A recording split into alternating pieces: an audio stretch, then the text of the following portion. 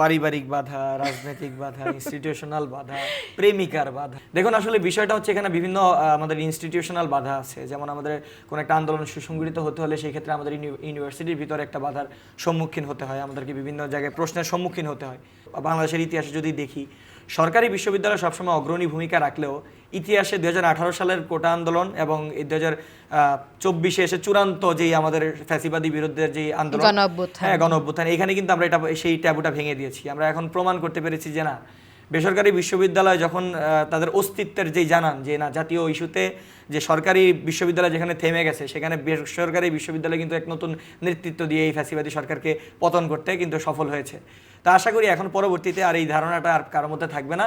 জাতীয় ইস্যু বা যে কোনো ধরনের সমস্যায় জনগণের প্রয়োজনে সরকারি বিশ্ববিদ্যালয়, পাবলিক বিশ্ববিদ্যালয় যেভাবে ভূমিকা রাখবে, বেসরকারি বিশ্ববিদ্যালয় শিক্ষার্থীরাও একইভাবে ভূমিকা রাখবে। যে বিষয়টা আপনি বললেন যে অন্যান্য বাধার ব্যাপারটা, এটা আমি মনে করি সিফাত ভাই একটু এক্সপ্লেন করতে পারবেন।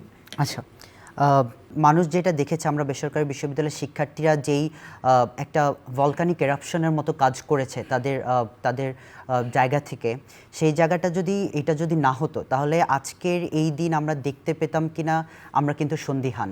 ঠিক আছে।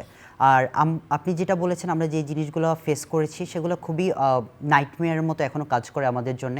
এখন আমরা রাতে ঘুমাতে গেলে এখনও আমাদের অনেক বোনরা আছে যারা এখনও আমাদেরকে ফোন দিয়ে বলে যে আমরা এখনও এই দুঃস্বপ্ন থেকে বের হতে পারছি না। কারণ আমরা যেগুলো দেখেছি, আমাদের হাতের উপর দিয়ে যখন আমরা ব্র্যাক ইউনিভার্সিটির ভিতর থেকে আমাদের ভাইদের লাশ বের করেছি, ওইসব জায়গাগুলো কিন্তু এখনও আমাদের বোনরা যখন দেখেছে, তারা কান্না করছে, শত শত আমাদের বোনদের চোখে থেকে পানি পড়ছে। আমরা ভাইদের লাশ নিয়ে বের হচ্ছি ইউনিভার্সিটির মাঝখান থেকে, যখন আমরা দেখতে পাচ্ছি সরকারি বাহিনী, যখন পুলিশ অফিসারদের, তারা একটা ইউনিভার্সিটি প্রিমিসিসের ভিতরে যখন তারা টিয়ার শেল মারছে অথবা বুলেট মারছে, এগুলো কিন্তু পুরো দেশের মানুষকে ব্যথিত করেছে।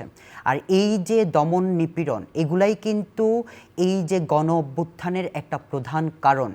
তারা যেটা আমাদেরকে দেখাতে চেয়েছে যে আমরা বিভিন্ন দলীয় কারণে এই আন্দোলন করছি, এটা কিন্তু তারা ব্যর্থ হয়েছে। তারা সংবাদ মাধ্যম, তারা ইন্টারনেট দুনিয়া বন্ধ রাখলে কি হবে? মানুষের চোখকে তো আর তারা বন্ধ রাখতে পারবে না, মানুষের কথাকে তো বন্ধ রাখতে পারবে না। যেটা হয়েছে, আমরা শিক্ষার্থীদেরকে, তারা শত শত শিক্ষার্থীদেরকে মেরে ফেলেছে, যার ফলাফল কিন্তু এই যে 5ই আগস্টের গণ অভ্যুত্থান।